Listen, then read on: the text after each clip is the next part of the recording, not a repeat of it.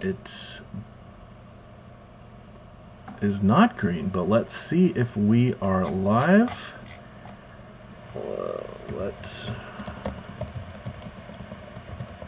And we will go from here. Although it doesn't like the bandwidth issue. So we will see, chat, how we are working out. I think we are live. If you want to message me in the YouTube chat, I will know for sure and we can get going. There we are. Let us know how the sound quality is. Let us know how the video quality is. I've got a brand new computer here, which is supposedly a souped up version of everything because I paid a pretty penny for a gaming computer. Adam, I don't play games. Video games anyway. Yeah, well, at least you should be good to go for the podcast now.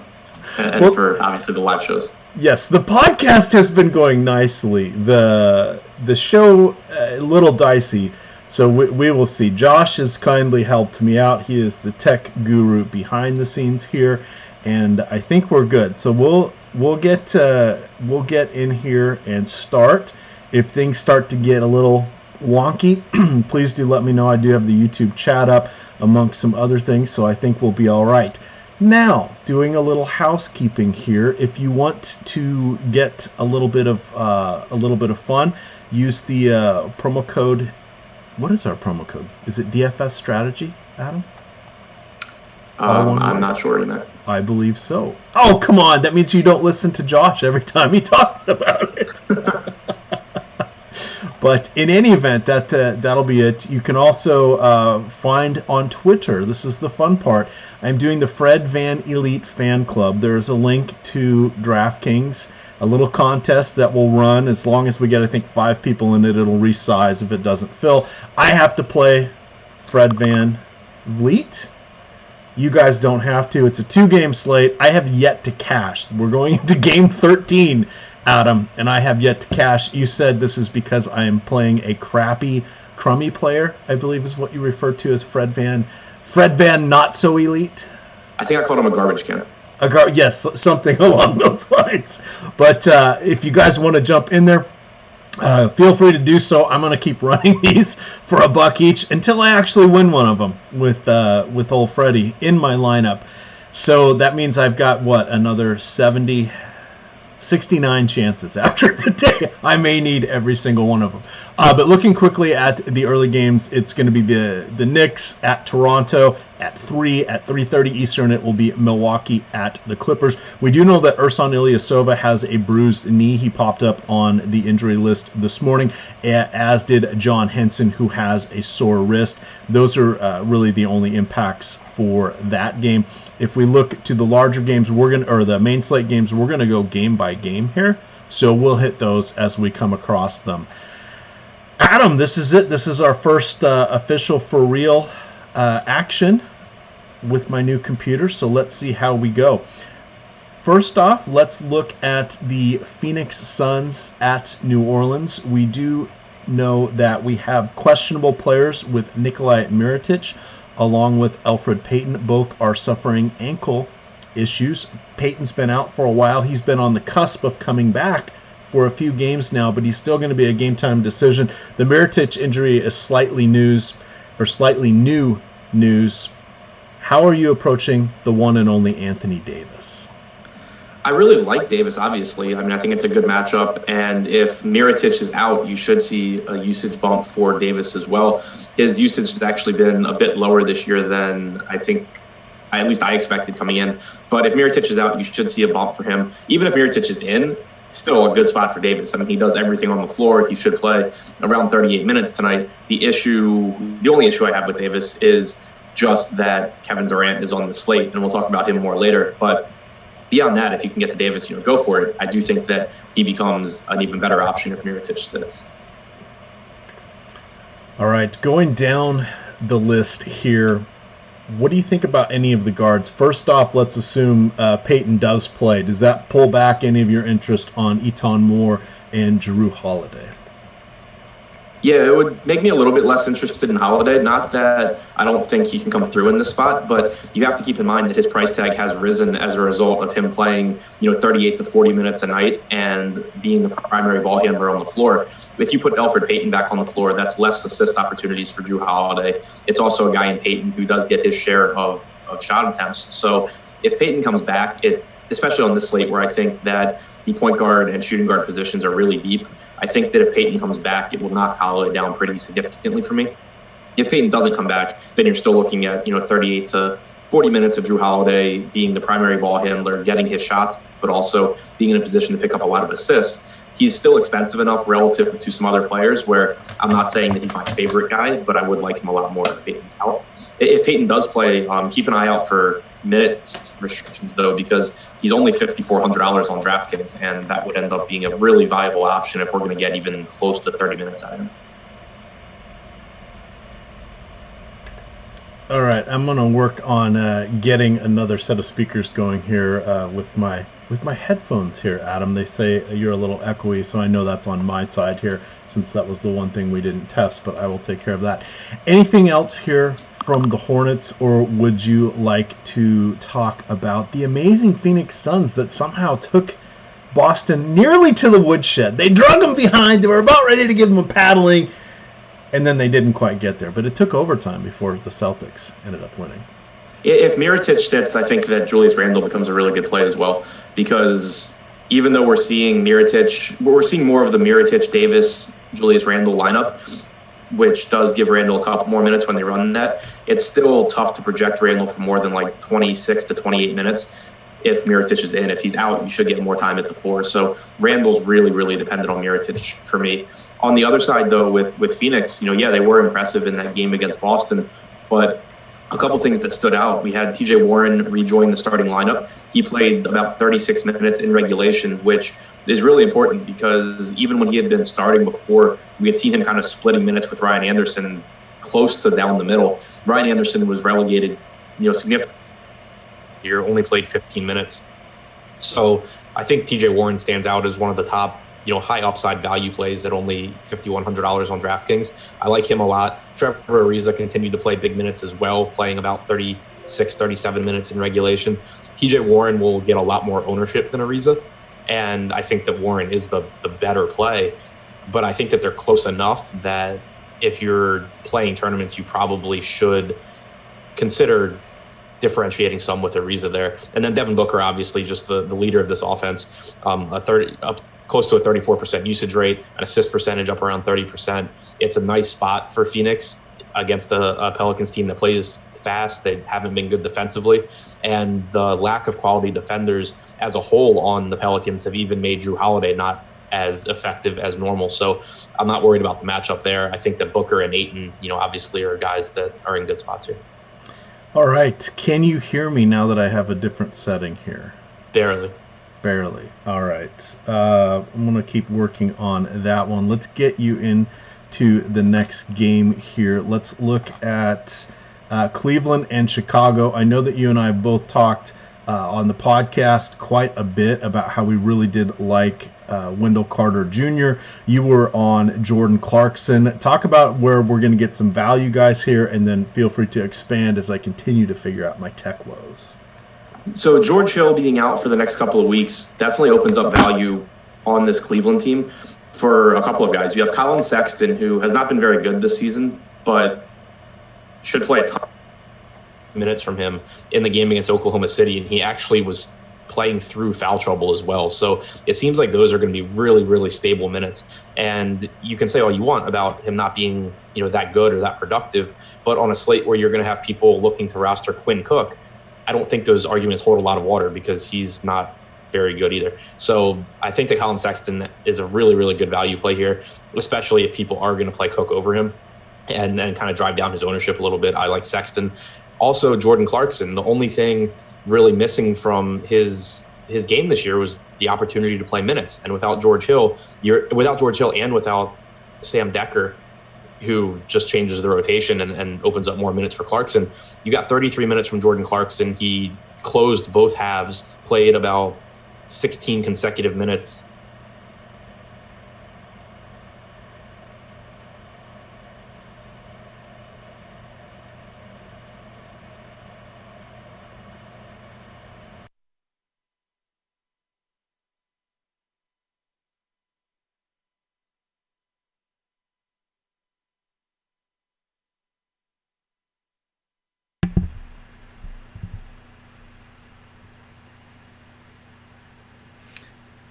All right, how's this for a bit of a mic check? Is that any better? All right, I am going to try a more manual thing. In the meantime, let's look at my question for you is expanding a little bit on Larry Nance. He's been starting to pop on quite a few of these projections that I was looking at this morning. Is there any good reason for that? I know you just kind of mentioned that he's playing a few minutes alongside of Tristan Thompson, but is there anything to indicate why we're seeing things on an uptick when we've just been disappointed with him throughout the whole season? So Chetty's out today, right? I'm double checking. Yes, as far as I know. Yeah, so that's what makes the difference for Nance because, yeah, Chetty is out. So we were seeing.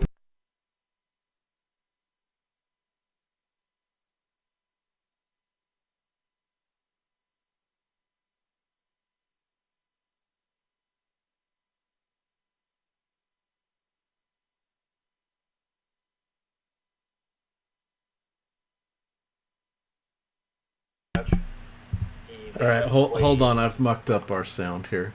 Let me fix that. Might be.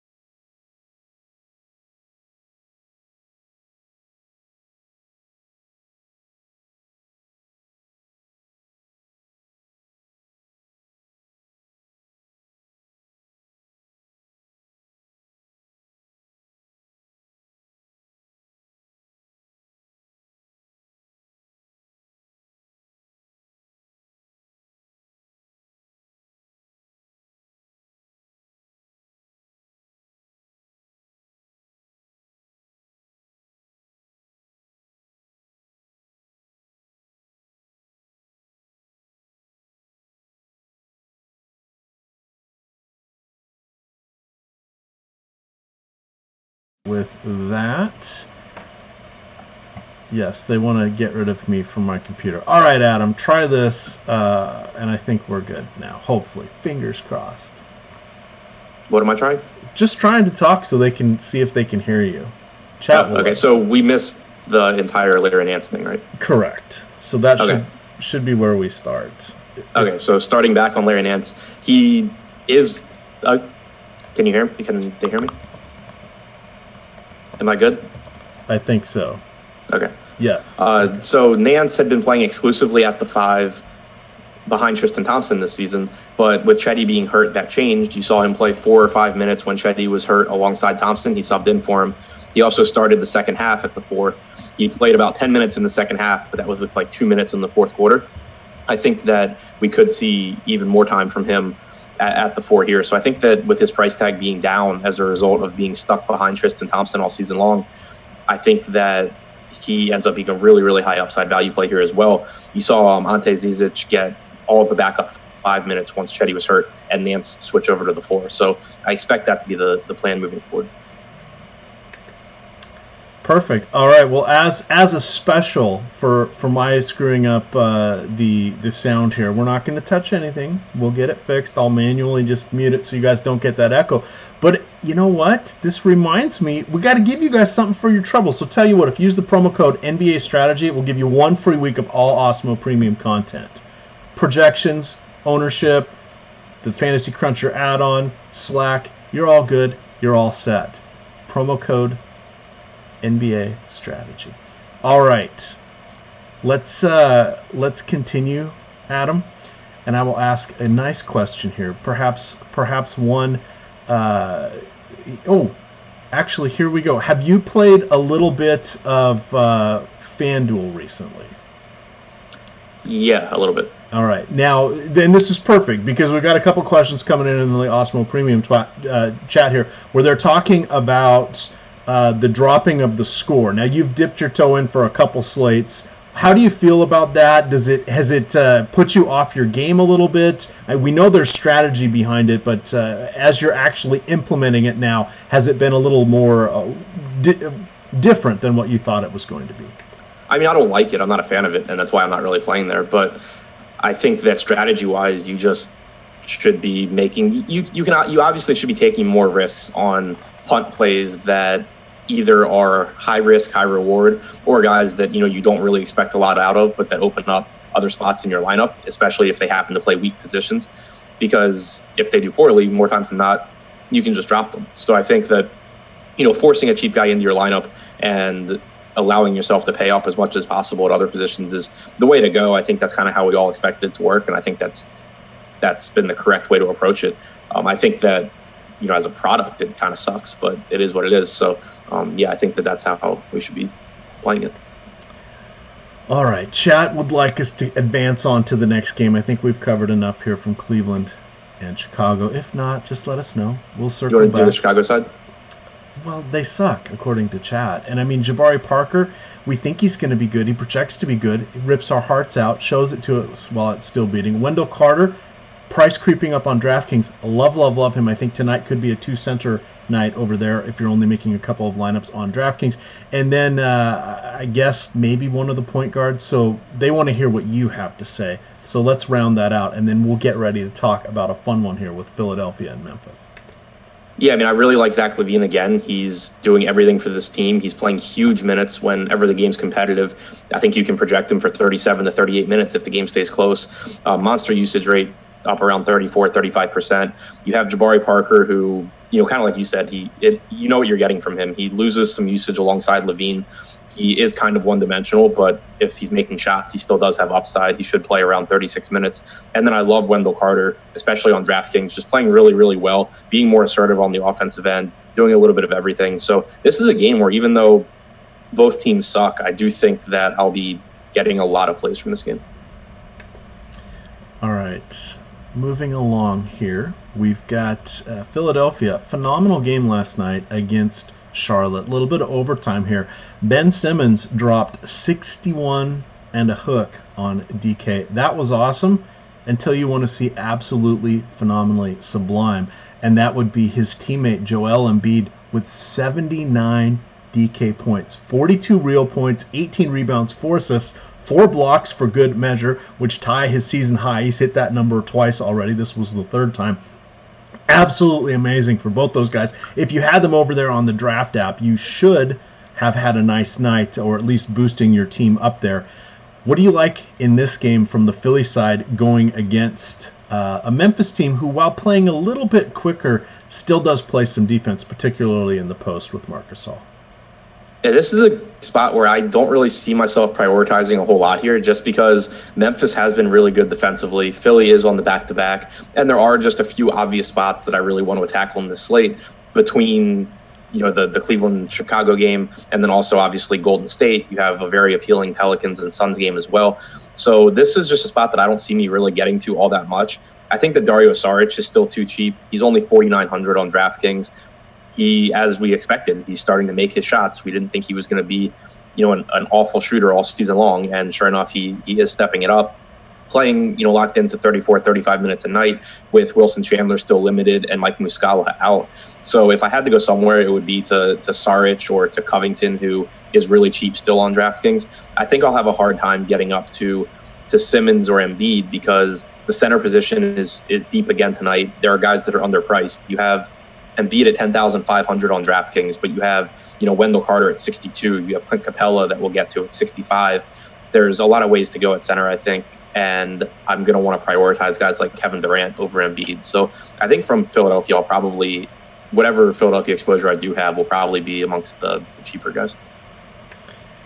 All right, one of the guys that we do like to talk about because he is a talented youngster, it's going to be Jaren Jackson Jr. He has, it looks like, multi-position eligibility, a little power forward, and just power forward at the moment here.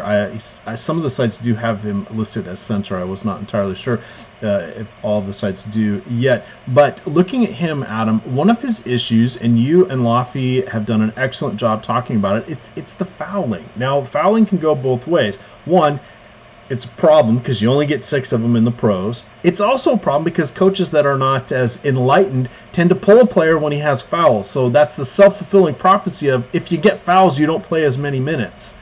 That's right, coach. It's because you're taking them off. Rarely do they get to 6 fouls in the NBA. Now, here's the neat thing about Jackson. Over his last 90 minutes, spanning 3 games, he only has 8 fouls at him.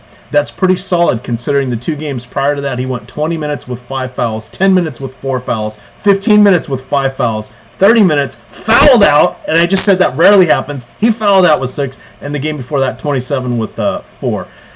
What are you thinking here? Are they changing things a little bit? Are they telling him to just keep his hands to himself? We need you on the court, even though they've lost 2 of their last 3. What are your theories on him and his foul issues?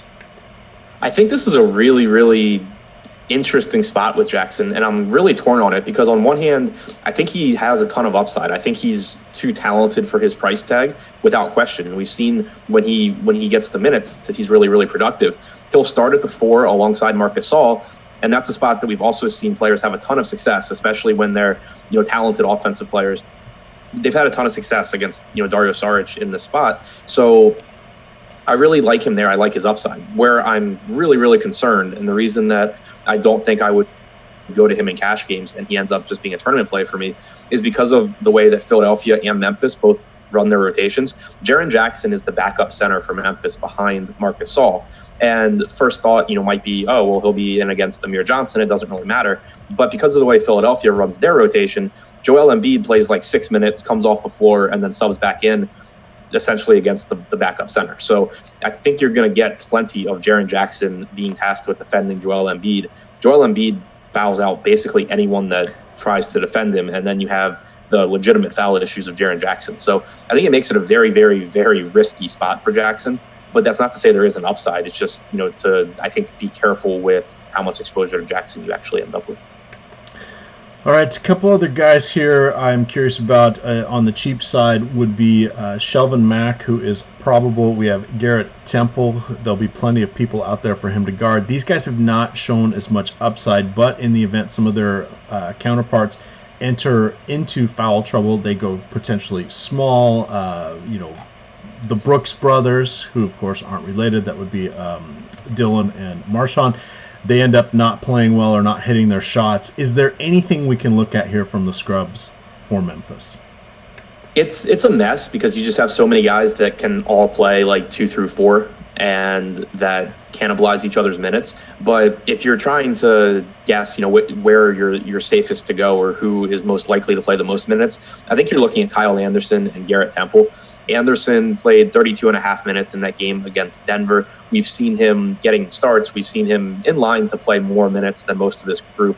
But if you take out foul trouble and blowouts, he's been in line to play around 30 minutes most nights. So you run into the issue of Kyle Anderson not being that great and not being a great DFS player. But, as far as minutes go, he's the one that I feel, more confident in than either of the Brooks, than Selden, than Mack. And then Garrett Temple as well. I think you project for about 30 minutes. Huge question mark about what he's going to do. But if you're insisting on going to these cheap guys from Memphis, I think Temple and Anderson are the 2 that I would look at. All right. Let's see. Last guy here, and I know we're kind of belaboring this, but interesting things can happen on the 8-game slates here. Mike Conley, he was coming out guns. Should we even use that phrase anymore? Let's pick a different one. He was coming out just taking a ton of shots. Every game, just launching double digits all the way up until his last 2. Coming in from October 30th, he had 18 field goal attempts, 18 field goal attempts, 16 field goal attempts.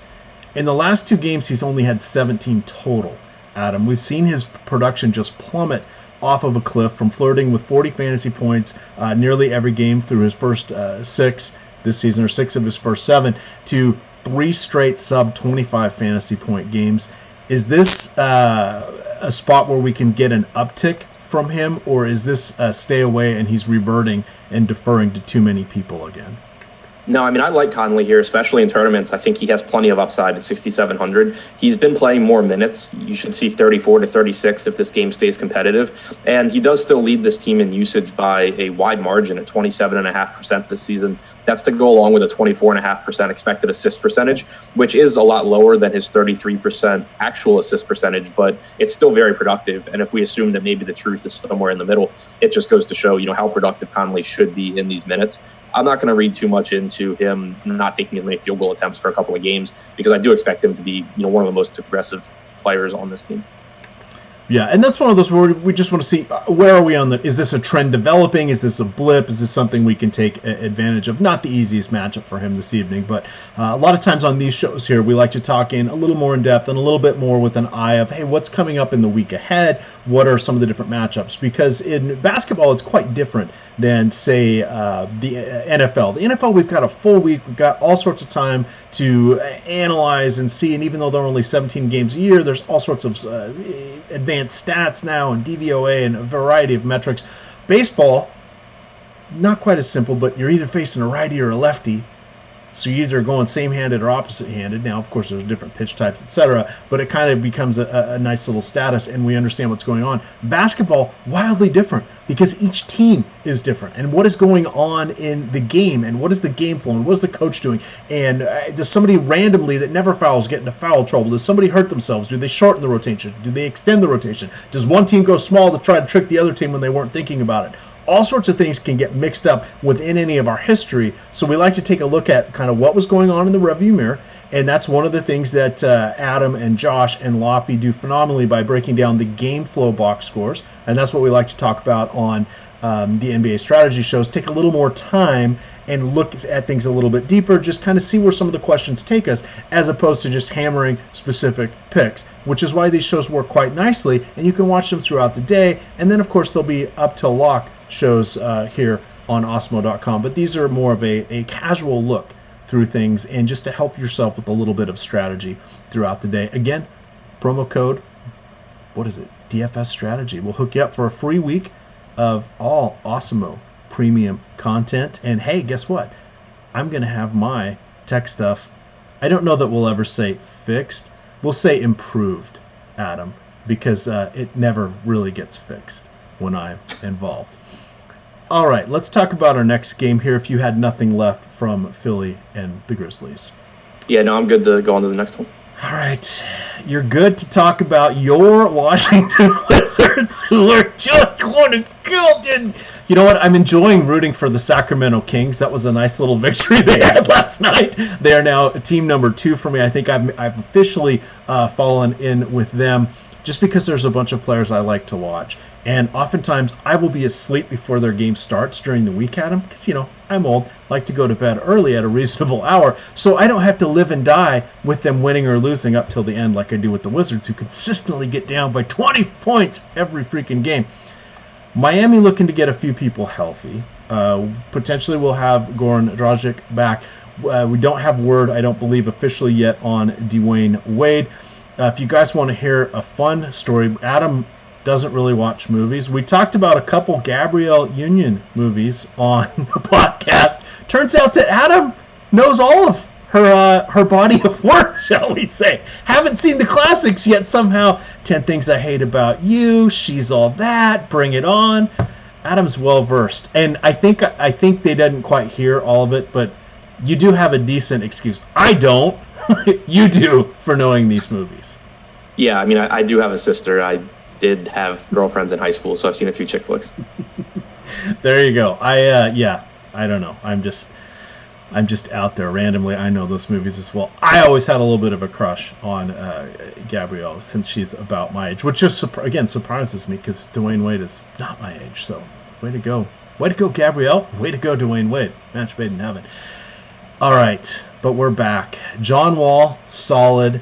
Dwight Howard, I don't know what to do with him against Hassan Whiteside. Hassan Whiteside, I don't really know what to do with him against Dwight Howard. We have 3 and 5 for the Wizards and they're on a back-to-back. 3 and 4 for Miami, and they are on a back-to-back as well. What do you got here in this game? Let's start off with the Wizards. Wizards suck. The spot terrifies me. They're not good anyway. Now you have them on a back-to-back at Miami. It screams the spot for them to just suck, but I don't want to take that into account in actual projections. Maybe I'll cap my exposure a little bit, but the appealing part is that Washington is just trying to do anything they can to pick up a win, and they are just playing their starters massive minutes. You saw John Wall and Bradley Beal both play every single minute of the second half in last night's game against Orlando. Now, Dwight Howard, Markieff Morris, and Otto Porter, none of them stepped on the floor in the fourth quarter. I don't want to actually read into that, because what had happened was, and you mentioned it, the Magic were out to like a 20, 25-point lead. The second unit with Oubre, Green, and Rivers on the floor, along with Wall and Beal, brought back Washington. They were playing really well. So Porter, Keith, and Howard just never came back into the game. That's not a planned rotation. That's not something that I'm looking at and saying, oh, Washington's going to close with these guys, because I don't think that's going to be the case.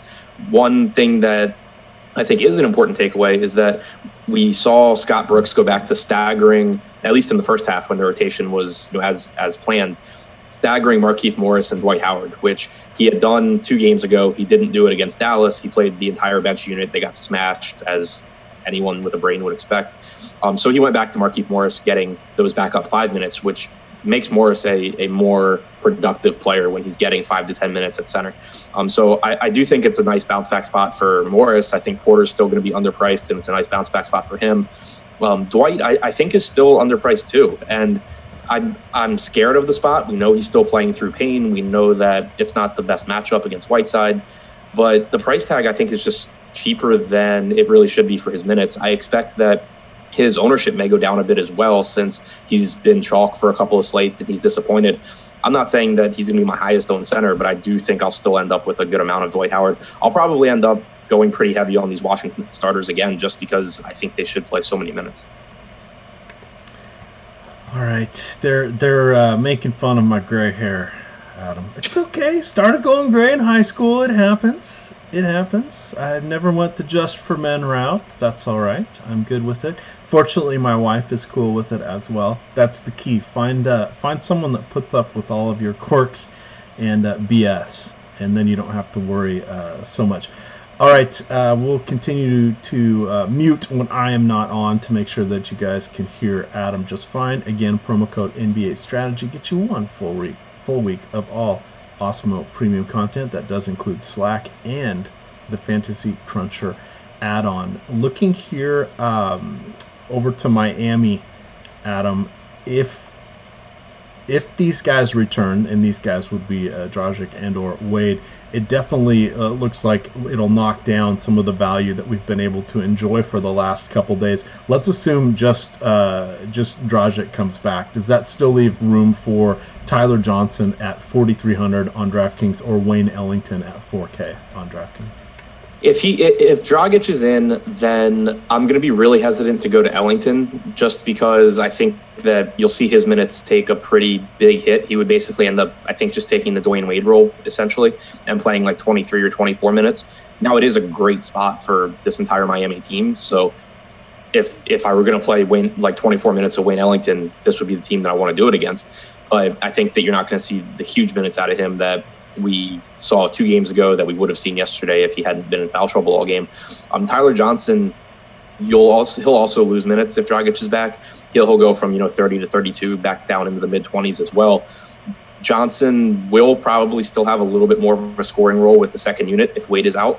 And again, it is a great matchup against a terrible Washington team, but especially second unit.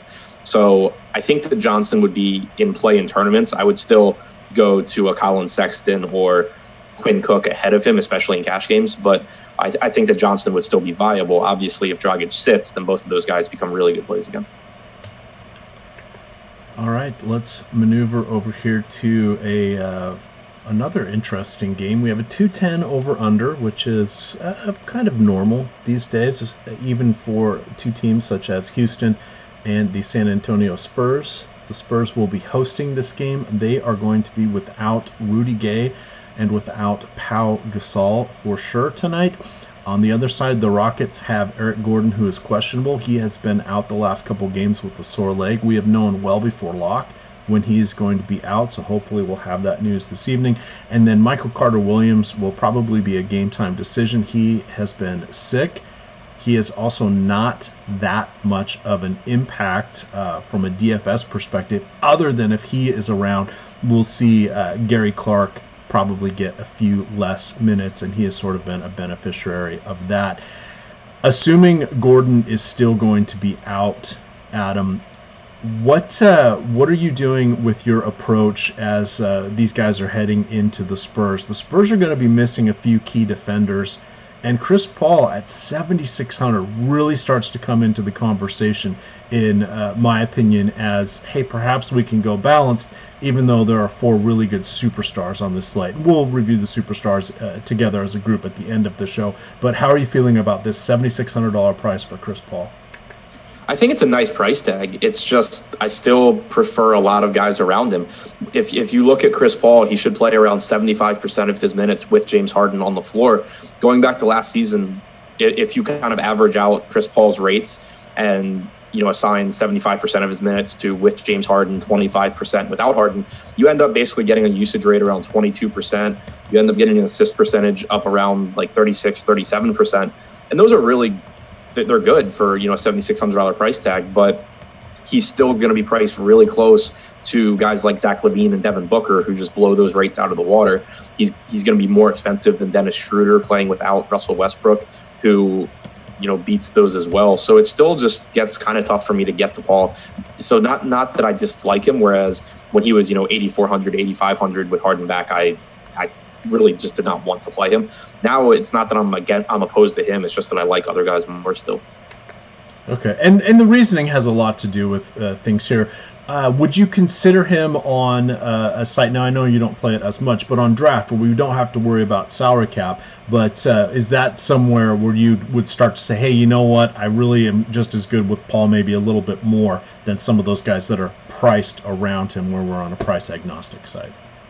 I couldn't hear the end of your question, but I think you were going to ask about Chris Paul on Draft. And to me, I don't know, I wouldn't be that interested in him there. Like, if he fell to me and I needed a guard, then fine. But without salary, like, I would just rather take guys, like LaVine, like Wall, like Schroeder, Mike Conley, De'Aaron Fox. Like, there's just so many guards that I think are better than Chris Paul.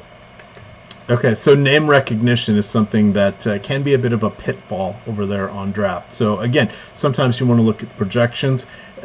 Draft, the way they sort their order is based upon their projections. You'll want to look at an alternative site or something that you feel is something more appropriate for your skill set, and you can oftentimes find some people that are too high or too low and getting overlooked. Moving along here to the Spurs side of this contest, Adam, we talked on the podcast about LaMarcus Aldridge and his disappointing production thus far. 8,000, solid matchup. Going back to the well on this one is the question. Hey, I wanted to touch on Harden and Capella first from Houston. Sorry, thank you. Go ahead and do that. I've got a different sound issue on my side. Okay. So I think that Harden's price tag is going to draw a lot of people to him on DraftKings. This is the first time, and I didn't go back and double check, but just going from memory, I can't remember really seeing James Harden less than $10,000. And I think that's something that's really going to stand out to people. I feel basically exactly the same way about James Harden as I do about Chris Paul. There is nothing wrong with the price tag.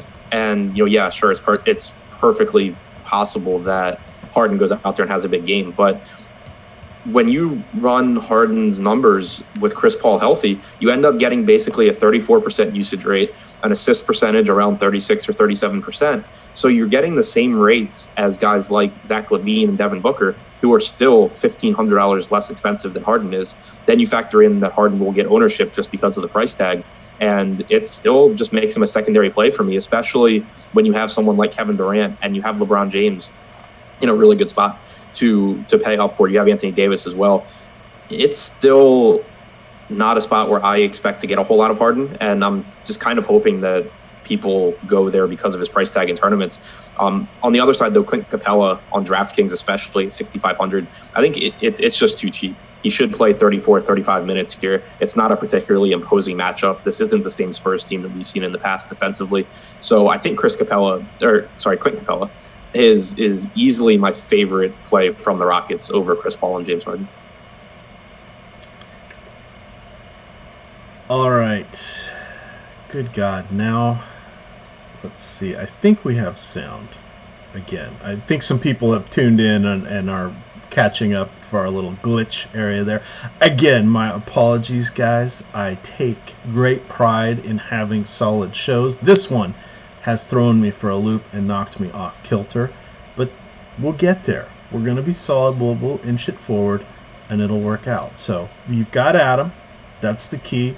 we've got time before lock. Unless, of course, you want to jump in that Fred Van Elite Fan Club contest. Go to my Twitter timeline. I have not yet cashed, Adam. You should jump into this one. Are you allowed to play? Can you play created contests for below $5, or you can't play any contests below $5? I think you would have to invite me. Okay, well, I have no idea if that's how it works, but I know that I can't just like go find it. Okay, so that one's out there. Enjoy, have fun with me on Twitter. Make fun of me. It's all good. It's all good. We'll have to see if we can get Adam in there. I don't want any excuses, Adam. I'll take you on one hand tied behind my back or one roster spot slotted to Fred Van Vliet of the Toronto Raptors. Just because you worked for $1 million or you've played $1 million and can't play below $5, we'll have to work this one out. It's sad. All right, now, anything else you'd like to hit on for this game? And looking from more of a long-term purview, do you think a lot of things are going to dramatically change when Rudy Gay and Pau Gasol get back? Or are we just seeing kind of the end of the line here for Gasol, and Rudy could be back to his ways of just being the oft-injured, much-maligned player? No, I mean, I expect when Gay gets back, he'll go back to being a very big part of this rotation. He's playing 32, 34 minutes a night when he's healthy. I expect that to continue. So I think him being out does open up minutes. Derek White played 16 in his first game back from injury. That's something that I'll want to keep an eye on just to see if we get news today about where he's capped at, how many minutes we can expect him to play, because I think that ultimately he'll end up affecting Patty Mills' minutes. Quincy Pondexter already basically kicked out of the rotation, but I think that you'll end up seeing an effect there, possibly also on Bryn Forbes, though Forbes slid over to the 2 and still played 32 minutes last game. But from the San Antonio side, it basically just comes down to DeMar DeRozan and LaMarcus Aldridge. Aldridge has been somewhat disappointing this season, but I still like the price tag on him. Not going to be a core play for me on this particular slate, I don't think, but I think that he's a little bit underpriced for his ceiling. He trails DeRozan in usage this season, but he's still sitting at 25.7%, which is good for second on the team. Has almost a 15% rebounding percentage, and picks up enough assists to kind of stat pad in that category as well. DeRozan has shown that monster ceiling, and there's no question it's there. We've seen him facilitating more this season. He's driving to the rim a ton, which is good to see. One thing that does stand out with him is that he has a 32.5% assist percentage this season. I have his expected assist percentage, which I derive from potential assists, and it basically is an attempt to normalize that stat, and so that I'm not projecting guys based on his teammates shooting really well for a few games when he passes them the ball. I have him at 23.9% for an expected assist percentage, so I do expect his assist numbers to drop. He does still have a usage rate up around 30%. It's just that where DeRozan is basically the same price as Harden, if I have to play one of the two, I would play Harden. And I've already given my thoughts on Harden. I'd rather just go to the cheaper guys. All right, that sounds good. Let's continue moving along if you are good with that. Yep. We have the Brooklyn Nets. They will be in Oracle Arena taking on the Golden State Warriors, who will be without Steph Curry and his severely sprained ankle. And we also know that Draymond Green has been ruled out as well. He has a bruised foot, so he will probably miss potentially a couple more games as well.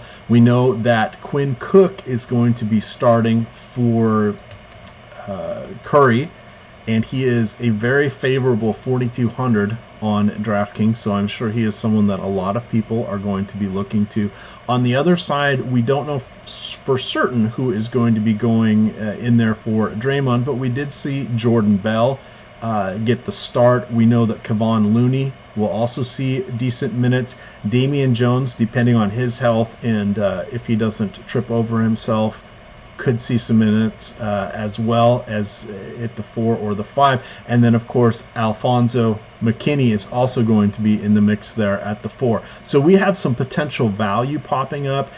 Do any of these guys stand out more than the others when we consider their opponent, the Brooklyn Nets? And though We've still seen bigs do decent against the Nets. They are not quite playing as at the frenetic pace as we have seen in the past, so we do want to consider that as well. Yeah, Brooklyn, one of the slower teams in the league this year, but as far as the value on Golden State goes, I think that you'll see a couple of these guys, post good point per dollar games. Like, I don't think that's a hot take at all. The issue is that I don't really have confidence in where it's going to come from. You start with Quinn Cook, who I expect to be really popular, and I think on a point per dollar basis, he is a good play. But when you really think about the ceiling, like, how does he get there? He has to shoot really, really efficiently for him to have a game where you're really happy that you have him in your lineup on a slate where there's so much opportunity cost of guard positions. I think you probably see around 30 minutes out of Cook, but I just don't want to look too much into what he did in that game against Milwaukee. He shot 6 for 9 in the fourth quarter while playing essentially with the bench unit in a blowout. So I don't want to weight that too heavily. If you go back to last season, he's only played 68 minutes without Curry or Draymond on the floor alongside Durant and Klay, has a 16% usage rate, has a 14% assist percentage. That, to me, if you get 30 minutes from him, you're most likely going to get a game that doesn't kill you but doesn't really help you. And if Cook's going to be really, really popular, then I would like to be underweight in tournaments. Play him in cash, whatever. It's probably not a stand that you want to take in cash, fading him. But in tournaments, I'm pretty comfortable just, trying to spread out my ownership elsewhere if he is going to be popular. Jordan Bell played 5 minutes in the first half, but he did pick up 2 fouls in those 5 minutes. So I think we see probably a little bit more playing time from him. I think that probably around 22 to 24 minutes from Jordan Bell. Damian Jones, I think, is interesting, especially on DraftKings. He's 3,200, and there's not quite as much opportunity cost because on FanDuel, obviously, you have to give up your center position, whereas DraftKings, you can roster another center alongside him.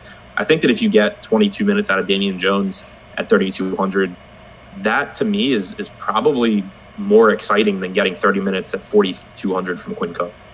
So I get my point is just there's a lot of different ways that this Golden State rotation can go.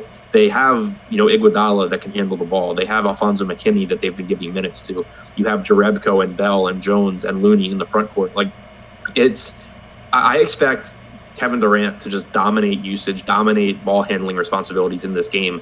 And it makes me not super confident in the fringe guys. So I would like to just play the ones that people aren't as high on and go underweight on the ones that everyone is playing. So we know that Durant has been just an outstanding passer throughout his career. If we look at even this season, he's getting 6 or 7 with great regularity almost every game. So these aren't buoyed by an 11 assist game or a 12 assist game.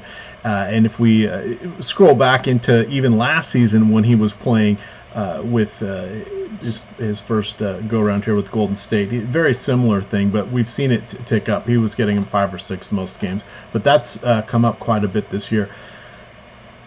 Where do you think a reasonable stat line is going to be tonight for Durant? Because as we will loop back again at the end and look at all of our superstars, but I think a 35-point 7-ish rebounds and double-digit assists is definitely in the cards this evening, Adam, and that's something I really want to focus on most sites. Yeah, no, I agree with you. Like, it wouldn't be surprising at all if KD goes out and posts a triple-double tonight. If you look at his numbers alongside Klay Thompson without Steph or Draymond on the floor, he's played 673 minutes in that situation. He has a 33.5% usage rate. He has a 27.5% assist percentage. He has a 15% total rebounding percentage. So he's rebounding more with Draymond out. He's handling the ball more with Steph out and picking up assists. I don't expect Quinn Cook's presence on the floor to really take the ball out of Kevin Durant's hands. I don't think any reason to really expect that. And then he's getting a ton more shots because of no Curry. So to me, Durant just becomes such a different player when Curry's not playing and Green's not playing, just because he steps up in so many different ways. He's averaged 1.4 DraftKings points per minute in that situation. I think that you project him, if you assume the game stays competitive, you project him for around 38 minutes. That's giving you just a baseline of like 57 fantasy points, and that's without factoring in on DraftKings bonuses or factoring in Brooklyn's defense or anything. So to me, Kevin Durant just jumps off the page as the guy that I really, really want from this game.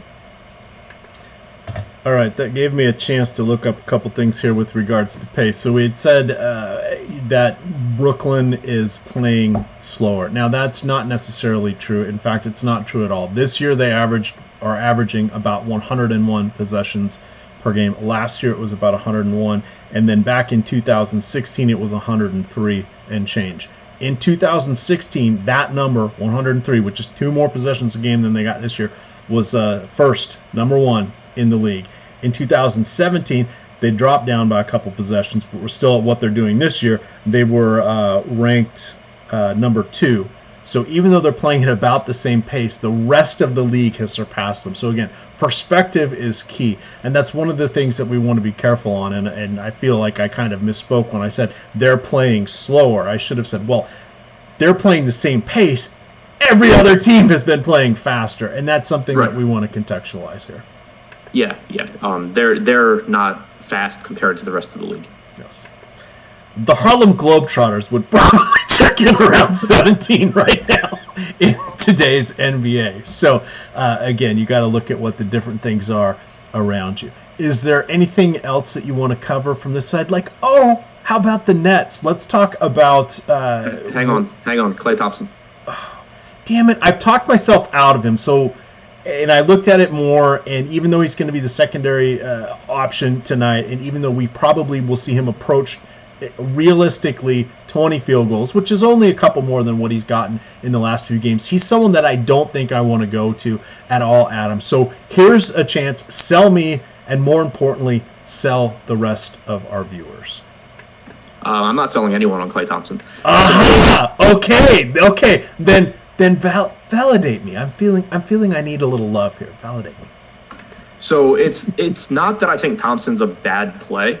I think obviously he has a higher ceiling without Curry because that's one less guy that is out there for him to compete with for shots. So if Klay's making his shots, he'll get the ball more or whatever. I think he has a higher ceiling without Curry. But what I expect to happen is people to just flock to Klay Thompson here, and that's because the natural assumption would be Curry's out, Thompson has a higher projection. And then also just from talking to people last night and so far today, I've seen Klay Thompson's name so much that I'm pretty confident he picks up a ton of ownership. And I just don't think he actually gets that much of a change in his projection to warrant the increase in ownership, especially when you look at DraftKings and he's up to $6,800, which is one of the higher price points we've gotten from him lately. So if you look at the minutes he's played alongside Durant without Curry and Draymond, 673 minutes, 24.5% usage rate. He's averaged 0.81 DraftKings points per minute. He has a 52% true shooting percentage, which is low for him. And it makes sense since you don't have Curry out there to get to help him get as many open looks. You don't have Dre, making passes to him. So I think that it makes sense for him to be a little bit less efficient, but we also don't see the usage really skyrocket. Like it goes up a little bit, but probably not as much as people think it's going to. If you told me that, nobody was going to play Thompson, then sure. But I would just rather go to a handful of other guys at the shooting guard position, especially again on DraftKings where there's more options because of multi-position eligibility than I would to play Klay Thompson at an inflated price tag where I don't think the situation is that much different than it normally is. If he's shooting well, he gets his shots. If he's not, Kevin Durant gets them. So to me, I would just much rather go with Kevin Durant and then mix and match these value guys and take a stand by going to other guys that are similarly priced to Thompson that I think project just as well. Was just checking, we don't have the Awesemo ownership projections posted yet. On DraftKings, where do you think that Thompson is going to come in? Probably, I'm guessing 25%, do you think? That seems like a good guess. All right. So if that's kind of the number, where do you want to be? Do you want to have a little? Are you making a stand and saying no? Or are you thinking, yeah, I'll cap it at 5 if I do the crunching, which I believe you're going to play 150 lineups tonight. If you do the crunching and it gets you in there with 5%, you're not going to worry about it that much. I'll probably cap him at like 10. Okay. I would doubt that my projections even get him to 10% though. Okay. And that's just to kind of contextualize it, and it's not that I'm saying in a vacuum Klay is a bad play. It's just that I don't think that he is going to be worth what will probably happen with his ownership. And you just if you look at guys at the shooting guard position around him, Schroeder, Josh Richardson, especially if Dragic is out, Buddy Hield, Clarkson's cheaper, then you have Booker, Levine, Beal, all a little bit more expensive. It's just such a deep position of guys that I think are still going to have more usage and more peripherals than Klay. All right. That's what we like to hear. Chad has noticed that sometimes when I get animated, I get really loud. You know what happened before the show, Adam? You had to tell me to speak up because I wasn't talking loud enough. Yeah, I couldn't hear half the things you said to me before the show. So I will work on my internal modulation because when I get fired up, and it's fun. We're talking fantasy sports. How great is that to have a platform to do that? You guys get to play fantasy sports, and you get to take on me when I'm playing Fred Van Not So Elite. This is like the perfect Saturday. The only thing missing is my alma mater, the Washington Huskies. They're on a bye, Adam. They're not playing, but it is what it is. I'm going to go get my hair cut this afternoon. Not colored, just cut. Anything else you want to talk about from the Warriors before we see if the Nets are ready to come out and play? Please don't tweet at me when Klay scores 50 points in 2 quarters. That's at Ship My Money DFS would be Adam. You can find me and the Fred Van Not So Elite fan club at EMAC DFS. Talk to us about Jarrett Allen not having to deal with Draymond, not having to deal with many polished veterans down low. That seems like it should bode well for him. We know that he has 40 fantasy point upside. Is this a situation where you think he could possibly at least get a double-double in this matchup? Yeah, I think it's an appealing spot for him. The issue for me is just how deep Brooklyn's rotation is. If you look at yesterday, they played 10. Yeah, they played 10 guys, and they've been playing 10 guys. Basically, all that changed was Shabazz Napier didn't play, and DeMar Carroll did. So this team as a whole, you're just not getting a lot of minutes out of anyone, really. And I think that you probably project Jarrett Allen to play like 28 to 30 minutes. He benefited some yesterday because Ed Davis fouled out in 16 minutes. So my issue is just the minute upside for Allen and the fact that center is pretty deep. But I think he actually, at 6,500 on FanDuel, there's no one really around him. And I think that makes him appealing. When I was just playing around building a dummy lineup over there, I ended up landing on him just because I couldn't quite get up to the other guys, and I liked him more than guys that were cheaper. So I think that Jarrett Allen's fine if he ends up in your lineup, but he's not someone that I plan on really prioritizing. All right. As we move up and down the remainder of the lineup, we have Karis LeVert, who is getting priced up a bit. D'Angelo Russell is dipping a little bit, but that's because his production has been way hit or miss, as kind of is his calling card. Rondé Hollis-Jefferson, a very, very tasty 4,500. We got to think he's going to be guarding Durant a fair amount in this one, would be my guess anyway. But we haven't seen him playing a lot of minutes, and the production just hasn't been there either. Is there anybody else here from the Nets that intrigues you? So it's just a team that I really hate taking guys from, but you can create a couple of narratives that give you upside in tournaments here. One of them is Rondé Hollis-Jefferson. I agree with you. He should be needed for his, for defensive reasons, but also this is a game where we could see him get some time at the 5. And that makes him more appealing as well. So I don't have any confidence in him getting a bunch of minutes just because Kenny Atkinson has not shown that he really cares about playing him. He's still playing a bunch of Jared Dudley. He's got DeMar Carroll back. He has, Ed Davis and Jarrett Allen already at the 5. So it's not somewhere I'm going in cash because I just have no idea what the minutes are going to be. But it is someone that if I'm playing 150 lineups, I'll over project Rondé Hollis-Jefferson to his ceiling in minutes just to try and get some exposure to him in case that's a game flow that happens where this game really goes small and Hollis-Jefferson gets more minutes. So I think that's worth mentioning. You kind of can do the same thing with Ed Davis at 3,800, but Hollis-Jefferson's the one where, I think that there's more upside for him.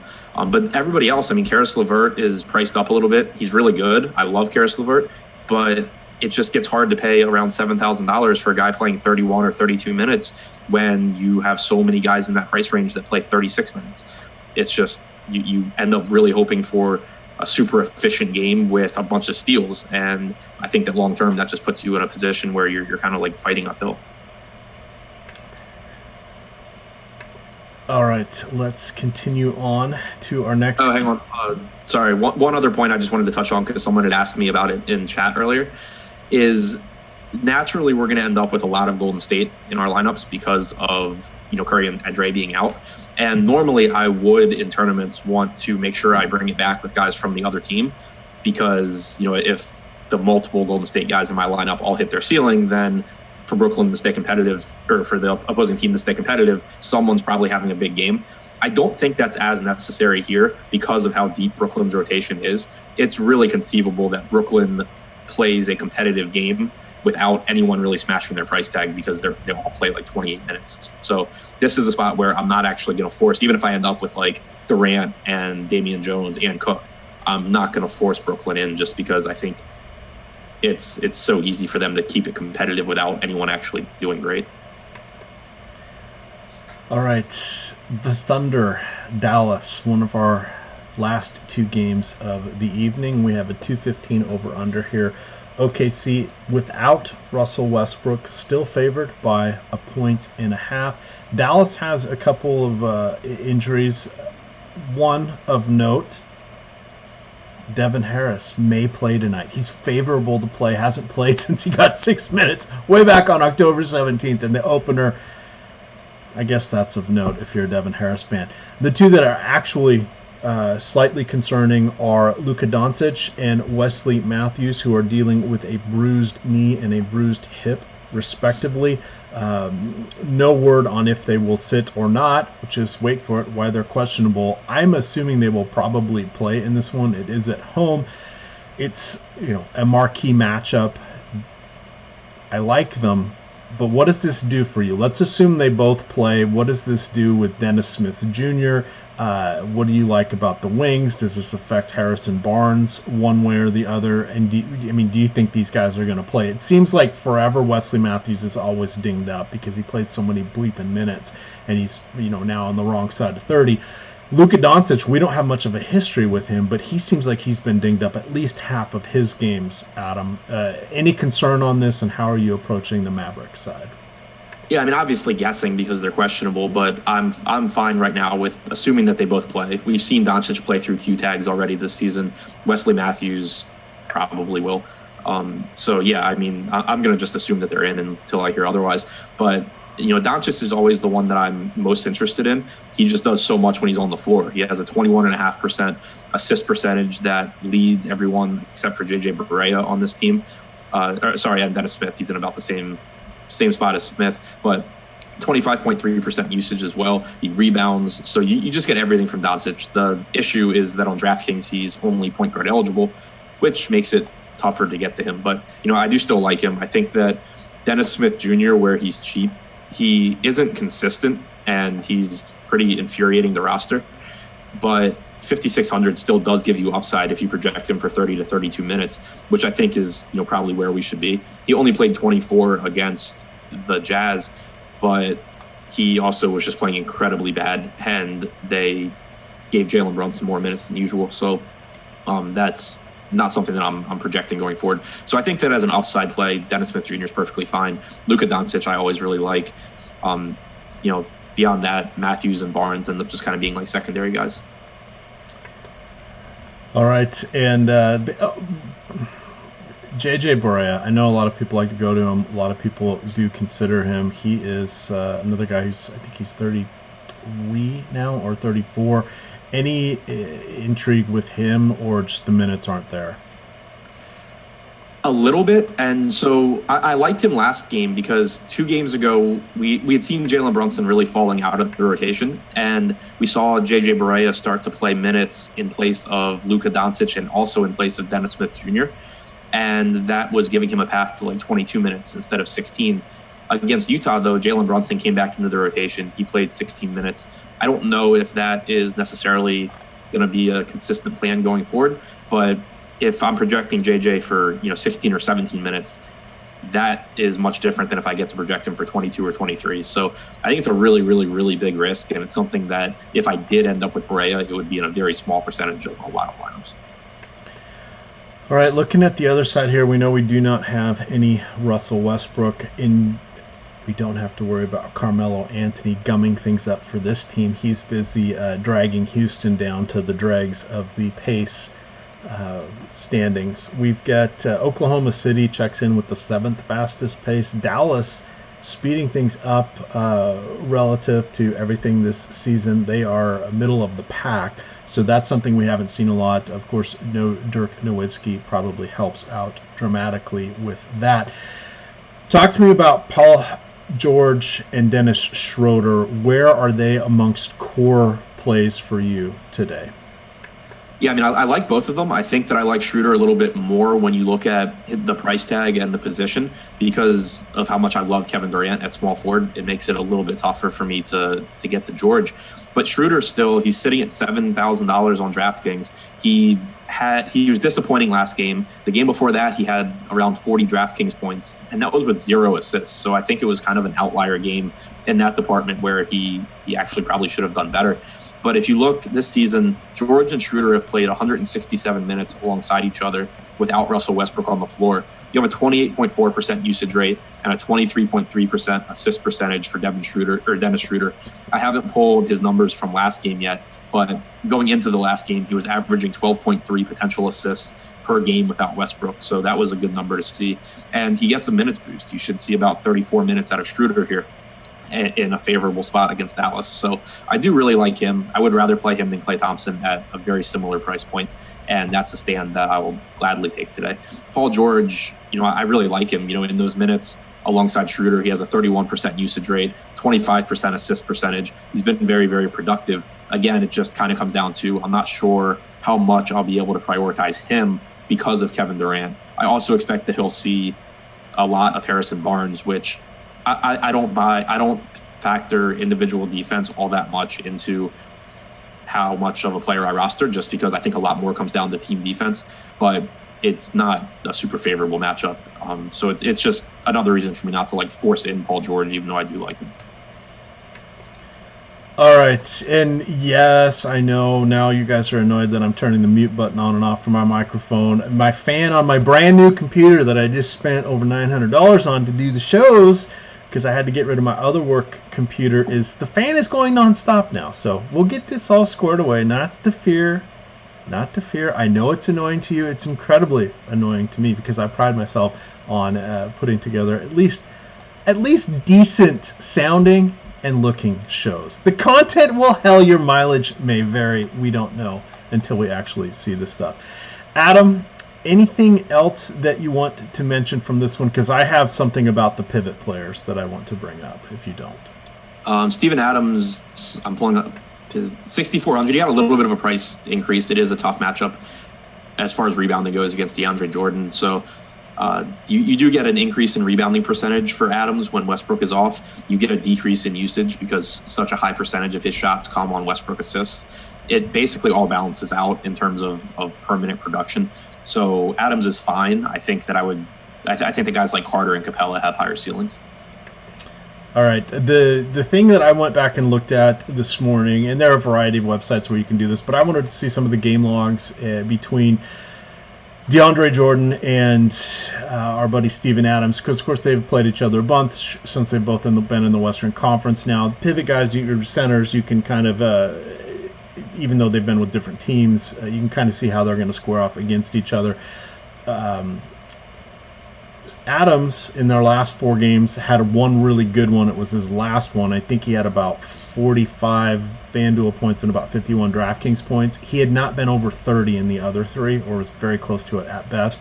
DeAndre Jordan, on the other side, has been relatively solid, but he's been in kind of those mid-30s. No, neither of those are exciting scores, especially when you have so many other options out there in the similar range. One of the guys we're honing in on that we mentioned throughout the show has been Wendell Carter Jr. There are a few other options out there. I probably feel a little stronger towards Jarrett Allen than potentially Adam does, but I think it's a 2-center night. I don't think either of these two centers are going to be making my builds. What do you got on the DeAndre Jordan side, and anything else to wrap up this game? No, I mean, I'm with you. And even if you, without like going into, the BVP or whatever you want to call it, like of them going against each other, it's just theoretically not a spot where I would expect either of them to be that great, because they're two guys who most of their scoring comes at the rim. They rely on rebounding, and they're both, good at rebounding. If you look this season, Dallas actually has allowed the fewest offensive rebounds to opponents per game so far, 7.7 per game. And Adams is one of the best offensive rebounders in the league. And a lot of his offensive production comes as a result of those rebounds. So it is a difficult spot. That's not to say that that's, everything. Houston, for example, has allowed the fourth fewest, and Adams just put up, I think, 42 fantasy points against them. So it's not that there's no way he comes through. It's just that you don't really expect it to happen. It's a difficult matchup for the type of players that they are. Well said. Well said. We're on to our nightcap final game of the night. This is bringing the hammer. It's a 239 over under, highest on the slate. We have the Lakers and my new co-favorite team, Sacramento, the Kings. The Kings are leading the league in pace this year at 109 possessions per game. They had a back-to-back because they played last night, just thrashing the Minnesota Timberwolves. All is not right in Minnesota. It felt to me a little bit in looking at the box score that Jimmy Butler decided he was going to play, but perhaps not score because he didn't want the game to get too close where Minnesota might win. Is he actively he's got to get out of there, right? Before we start in on this game. Jimmy Butler is just a mess there. Can Thibodeau just let it go? Yeah, it's really frustrating. I hope he goes to the Rockets so that he takes more assists away from James Harden, and I win my bet with Eddie. And I'm not worrying about this Minnesota team. All right. So on to Sacramento. They're tops in the league for pace. The Lakers are checking in at number 4. These are both numbers that would be leading like the last 5 years for both teams. So crazy fast. This is what we like to see. We have LeBron James. He's going to be amongst our other top guys with Durant, Joel Embiid, and some of the others. Let's take a moment and rank the top players, Adam. I'm assuming you're going to have Durant number 1 on all sites, but where is LeBron going to slide into this? Behind Durant, but I would rank LeBron behind Durant, ahead of Embiid just because of position and matchup, ahead of Harden because I just expect. Actually, I guess he ends up being really close to Harden for me. Where Harden is a lot cheaper, I would go Harden. But yeah, I mean, and it also kind of depends on Lonzo Ball, who's questionable. If Ball's out, then maybe you see a little bit more ball handling responsibility go to LeBron. But overall, it's just I like him, but I like Durant a lot more. All right, and where do you put Anthony Davis in amongst those? Oh, sorry, I forgot about him. So Davis would be second, then Harden or LeBron, depending on price. Okay. All right, so now that we have that perspective here, and you did mention Ball, he turned his ankle in practice yesterday, but they still think he's going to play, and this was just one of those things that made the notes. Bogdanovic should be playing tonight. Remember, he was dealing with an injury most of this offseason. He's going to be in the long-term plans, it looks like, for the surprisingly resurgent Sacramento Kings. I mean, who knew this is going to be kind of fun this season? They're actually 2 games above 500. Normally that doesn't ever happen a week into the season and beyond. They're never even that close. But this is kind of an intriguing season. So perhaps they have bumbled their way into things here with Vlade Divac. That said, let's focus on the Lakers first. Let's assume Ball's going to play. What do you like here? There's been a little bit of changing at the guard. We now have Tyson Chandler in the mix. Perhaps LeBron is getting some less crazy teammates to help him out, but this just means they're all healthy, and that's a lot of players, and we still have a finite number of minutes that they can play. What are you looking at here based on their DK pricing? Right. It gets tough for me. It's been tough for me to really prioritize Lakers players all season long, just because they have so many guys that do the same thing. You know, you have Lonzo Ball, who I think in the right role and given minutes is a very productive DFS player. But when he has to share the ball with LeBron James, he has to share the ball with Brandon Ingram, he becomes less productive. Same, goes for Ingram. Same goes for Rondo. Even James to an extent. Like, you don't see him have to do as much with this team as he did with Cleveland last year, where he just had a bunch of shooters around him and he could just go pick up assists and get to the rim. So it's just become a spot where without injuries, it's tough for me to really prioritize anyone. If Lonzo sits, then I become really interested in this team because if Lonzo sits, then I become really interested in this team because you'll have an inexpensive Rajon Rondo picking up more minutes, having the ball in his hands, plenty. And we know that he can produce. You'll potentially see more minutes for Josh Hart as well. You'll see, maybe some more ball handling for Brandon Ingram and LeBron. So it'll make it a little bit more appealing if Lonzo is out. But if he's in, it just becomes another spot, kind of like Brooklyn, where it's tough for me to prioritize, really anyone. JaVale McGee's been the one guy that I've been playing a lot of, but I don't feel as good about him anymore because you have Tyson Chandler in there now, who played 23 minutes last game.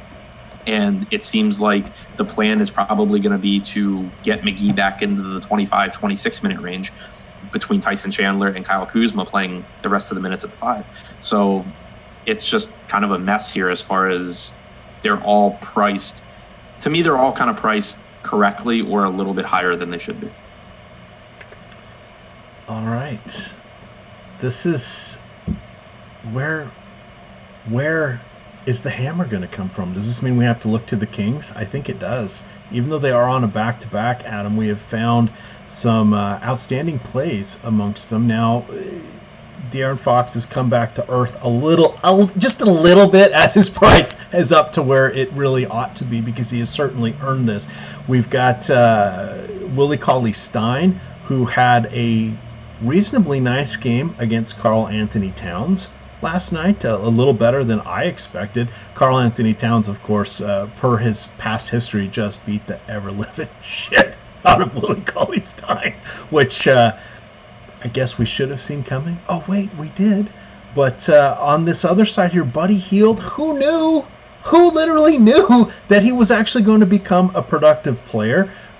We've got Nemanja Bjelica, who has been outstanding. Now, he's kind of the yin to the Marvin Bagley yang, in that when it's close or they're winning, we get to see a lot more of Bjelica. When it's a mop-up duty or a mega blowout, which we have seen because, hey, these guys still are the Sacramento Kings, that's when Bagley kind of gets tagged into things here. What are you liking here? For me, I think Hield is going to make the short list for me, and then I'm okay with De'Aaron Fox, but I'm going to be looking to, he's kind of the counter move to Dennis Schroeder, I believe, because less people, I think, will go towards him. And then I think you kind of want to look game script dependent. And one of the tricks you can use on the Fantasy Cruncher add-on is you can make a group existing of Bagley and Bjelica, or any of these other guys that are starters, or some of the guys that are the bench plays or who may come in on mop-up duty, such as Frank Mason Jr., and you can create a group saying, if playing this guy, don't play this guy, or vice versa. That's an easier way to go. And then we do have Bogdanovic, who is back in the mix here, and he is favorably priced at $4,200, so he's going to see some consideration as well from me. What is your early tea leaf readings telling you with the Kings? Yeah, I mean, I like the Kings here. I love the pace of this game. And unlike the Lakers, you get really concentrated production from these guys. I think it all starts with De'Aaron Fox for me. I mean, he has a 24.1% usage rate this year. He has a 33.7% expected assist percentage. So he's actually been running a little bit bad in the assist department, and he's been very productive there anyway. I think that he should get 34 to 36 minutes here. I think that it's just a really, really good spot for Fox. Then you look at Hield, who has been really productive. His price tag's coming up to match it. We've talked about him shooting better this season than he has in the past, and that'll probably come back to earth a little bit. He has a 23.8% usage rate this year, doesn't contribute the peripherals quite as much as De'Aaron Fox does, which is why when they're similarly priced, I prefer Fox, but I do also like Hield. Willie Cauley-Stein, I love playing 34 minutes a night in a good spot here against the Lakers. he's, about a 1.15 fantasy point per minute guy, and still just kind of too cheap for that. And then with Bjelica and Bagley, I agree with you completely. They are both they're both productive enough players at their price tag if they get the minutes. Bjelica, you project for 30 to 32 minutes basically every night. Bagley gets the backup minutes, but if Bjelica gets in foul trouble or the game blows out, Bagley gets a bunch more run, and he's such a productive player that, kind of like Rondae Hollis-Jefferson, he's someone that if I am running like 150 lineups, I try and over project into a small percentage of my lineups just to make sure that I have some exposure to his ceiling when he does get there, because it's a pretty easy path for him to get there since it only involves one guy getting in foul trouble. All right, let's talk a little bit about some plays at each position to wrap things up, and we will cruise on out of here. We do have an NBA show tonight. That'll be live before lock. That's going to be featuring Fast Eddie Fear. That'll start at about 6 o'clock Eastern. Remember, it is a 7 o'clock lock. And for those of you that are kind of hanging out, in about an hour, we will have Evan Silva with Alex, also known as Osimo Baker, and Chris Spags will be talking NFL, and this will be a good one. This is when you want to catch Silva is towards the end of the week, and he's absorbed all of this into his brain, and he's got his final takes for the week. So that's a show you're going to want to catch. That'll be on in about an hour. Hey, again, that's going to be free here in front of the paywall. If you want to get behind the paywall, a quick way to get in for one free week of all premium content, you can use the promo code NBA Strategy. That will get you the Fantasy Cruncher add-on. It'll get you Slack. It'll get you projections for all the sports. It'll get you the ownership projections, which come from Alex himself. You'll get the Fast Eddie Fear cash game and GPP report card rankings. You will get Osmo's projected points and value rankings. The ones I really like are his hockey line stack rankings. You get hockey projections from Jake Hari. You guys have probably seen a bunch of his shows. He is a phenomenal DFS player, particularly when it comes to hockey, and I have even been winning when I dabble in it on Saturdays with his projections. That is no small feat, getting me over the cash line in NHL. Adam, let's talk about point guards short list. Is it headed by Schroeder? Yeah, I was going to list him at shooting guard, but yeah, I like him a lot. I think that point guard I want to pay down, especially in cash game builds. You have Quinn Cook and you have Colin Sexton, who both should get plenty of minutes here. I think Mike Conley's underpriced. Alfred Payton, if he plays and we get word that he's able to play a reasonable amount of minutes, I think is really cheap. I like Mike Conley, De'Aaron Fox as well. All right, shooting guard, Jordan Clarkson is going to be in my life tonight. Probably a little Zach attack, and as you mentioned, Schroeder's hair is at this position. I'm going to use Buddy Hield here. He's also small forward eligible. What do you have at the 2 guard? Yeah, I really like Zach LaVine. I like Devin Booker, Dennis Schroeder as well. Jordan Clarkson for value. Bradley Beal. Klay Thompson's okay, but again, he's just assuming that he sees really high ownership like I'm expecting. I would rather spread out my exposure to all these other options and hope that he doesn't shoot the lights out. All right, so small forward, where we are going to be spending, of course, if you're looking for a discount or with little multi-position eligibility on DraftKings, you do have TJ Warren. But I think for the most part here, we're going to be wanting to go strong with Kevin Durant, Paul George, and probably some LeBron James in our lives. What do you got for us at small forward? Yeah, give me as much Kevin Durant as possible. Behind him, you have Paul George, you have LeBron. But TJ Warren, I think, is a really, really good play. But yeah, as much Kevin Durant as I can get.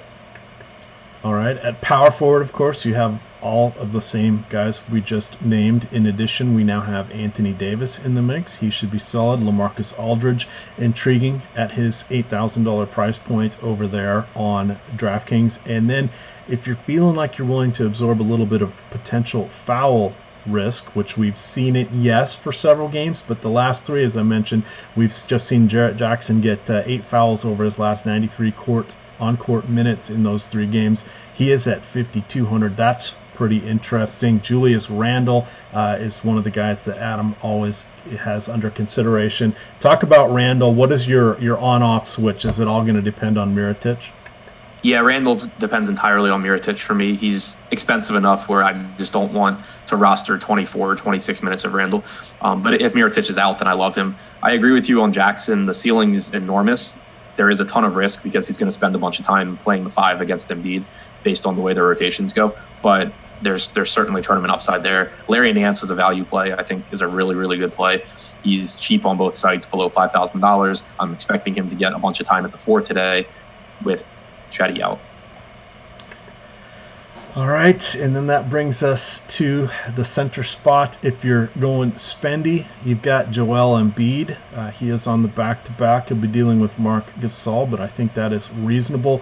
Outside of that, we kind of listed some pros and cons, so I'm very neutral, and I wouldn't talk people out of playing Hassan Whiteside or Dwight Howard, but I don't know that they're going to be making my squads. I think we both agree that the upside is going to be mutually capped for DeAndre Jordan and Steven Adams, so that means we keep cruising on down the price list, landing on what feels like an expensive play at $6,300 for Wendell Carter Jr. Go look at those game logs. He's been hitting 30, 35, 40 consistently. I don't think that that's overpriced. He's also someone that's been sliding down on the draft app, particularly if you're in those 8-man contests, you can get to him. What do you like here for the pivot position as we close out of our Saturday show, Adam? Really like the kind of mid-range here. You mentioned Carter. I also like Clint Capella. I really like DeAndre Ayton. I really like Cauley Stein. I think Marc Gasol is probably a little bit too cheap at $7,200 on DraftKings. So, yeah, those I kind of want to just live in that range. And that's without even mentioning, Whiteside and Howard, who I think are both risky plays, but that also have upside. All right, we are going to get on out of here. Again, reminder, promo code NBA Strategy, all one word. Go to awesemo.com/join, and you can get a week free of all premium content. You can follow Adam at ShipMyMoneyDFS. I am at EMACDFS. And of course, the main Awesemo Twitter handle is Awesemo_COME. For a good time, check it out. It's a lot of fun. Get in Slack. This is where all the fun truly happens.